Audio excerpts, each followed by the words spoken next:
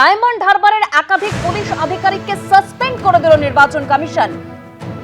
Suspend করে বিভাগীয় শাস্তিমূলক প্রক্রিয়া শুরুর নির্দেশও দিয়েছে কমিশন।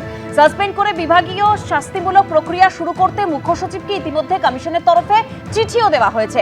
সাসপেন্ড করা হয়েছে ডায়মন্ড হারবারের অতিরিক্ত পুলিশ সুপার সন্দীপ গড়াইকে, ডায়মন্ড হারবারের এসডিপিও সজল মণ্ডলকে, ডায়মন্ড হারবার থানার আইসি মহসন চক্রবর্তীকেও সাসপেন্ড করা হয়েছে। সাসপেন্ড করা হয়েছে ফলতা থানার আইসি অজয় বাগকে এবং উস্তি থানার ওসি শুভেচ্ছা বাগকে। আর ডায়মন্ড হারবারের পুলিশ সুপার ঈশানী পালকে সতর্ক করেছে নির্বাচন কমিশন। আর আজকের মধ্যে নির্দেশ কার্যকর করতে হবে এরকমই জানানো হয়েছে কমিশনের তরফে।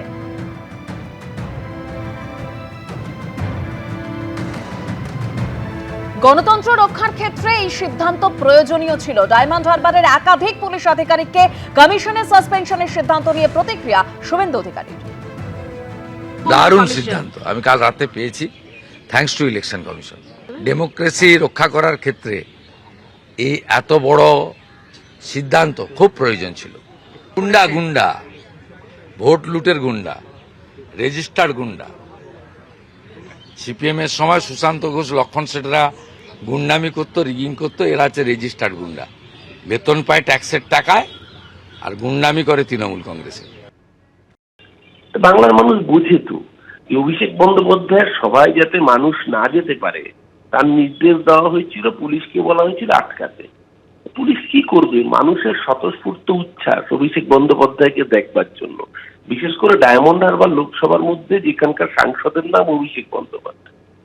স্বাভাবিকভাবেই মানুষের স্বতঃস্ফূর্ত উচ্ছ্বাস রাস্তায় নেবে বাঁধ ভাঙেনি। সেই জন্য দিল্লির প্রভুদের, দিল্লির জমিদারদের গাত্রদাহ, তারই ফলশ্রুতিতে এই নির্দেশ যে পুলিশ সুপার, আইসি, এসপি তাদের বিরুদ্ধে অ্যাকশন নেওয়ার। আপনি অ্যাকশন নিন না, অ্যাকশন তো নেবেন 29 তারিখ অব্দি। 4 তারিখ বাংলার মানুষ অ্যাকশন নেবে এই কৃতদাস কমিশনের বিরুদ্ধে।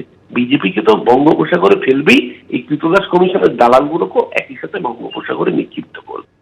29 তারিখ দ্বিতীয় দফার নির্বাচন, আর সেই নির্বাচন ঘটনাবিহীন করতে আরো 11 পুলিশ পর্যবেক্ষক নিয়োগ। অতিরিক্ত 11 পুলিশ পর্যবেক্ষকের জন্য রাজ্যের নিরাপত্তা অধিকর্তা মনোজ বর্মাকে চিঠিও দিয়েছে সিইও দপ্তর। ঠিক কি তথ্য রয়েছে আমরা জানবো আমাদের প্রতিনিধি অনির্বাণ বিশ্বাসের কাছ থেকে। অনির্বাণ, দেখো, দ্বিতীয় দফার যে নির্বাচন 29 তারিখ আসতে চলেছে, তার আগে কিন্তু আরো 11 জন পুলিশ পর্যবেক্ষক চেয়ে পাঠালো কিন্তু রাজ্য নির্বাচন কমিশন, এবং তাদের তরফ থেকে কিন্তু পরিষ্কার বলা হয়েছে যে সুষ্ঠু নির্বাচন করাটাই কিন্তু মূল লক্ষ্য, এবং সে কারণে তারা মনে করছেন যে আরো 11 জন পুলিশ পর্যবেক্ষকের প্রয়োজন রয়েছে। প্রথম দফা নির্বাচনের ক্ষেত্রে আমরা দেখেছিলাম যে মোটের উপর কিন্তু একেবারে শান্তিপূর্ণ নির্বাচন করতে সক্ষম হয়েছে নির্বাচন কমিশন। সেই ধারা যাতে অব্যাহত থাকে 29 তারিখের ভোটেও, সেটা সুনিশ্চিত করতে চাইছে নির্বাচন কমিশন, এবং সে কারণে কিন্তু তারা নজিরবিহীন বেশ কিছু পদক্ষেপ নিতে পারে এমনটাই কিন্তু আমরা কমিশন সূত্রে জানতে পারছি। কারণ তারা যেটা জানাচ্ছেন যে প্রথম দফা নির্বাচনের ক্ষেত্রে তার যে স্ট্র্যাটেজি ছিল, দ্বিতীয় দফার ক্ষেত্রে কিন্তু স্ট্র্যাটেজি সম্পূর্ণ ভিন্ন হবে, এবং তারই কিন্তু অংশ হিসেবে আরো 11 জন অতিরিক্ত পুলিশ পর্যবেক্ষককে এ রাজ্যে নিয়ে আসার সিদ্ধান্ত হয়েছে। এবং সেই পুলিশ পর্যবেক্ষকরা মূলত পাঞ্জাব, হরিয়ানা, মধ্যপ্রদেশের মতন রাজ্য থেকে এ রাজ্যে আর দু একদিনের মধ্যে এসে পৌঁছবেন বলে আমরা জানতে পারছি।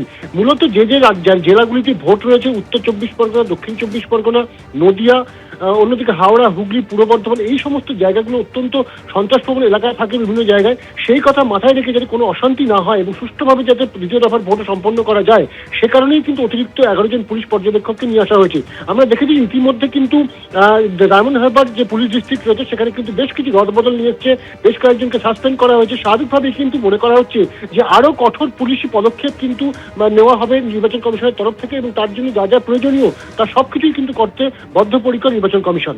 ধন্যবাদ অনির্বাণ। এবিপি আনন্দ, এগিয়ে থাকে, এগিয়ে রাখে।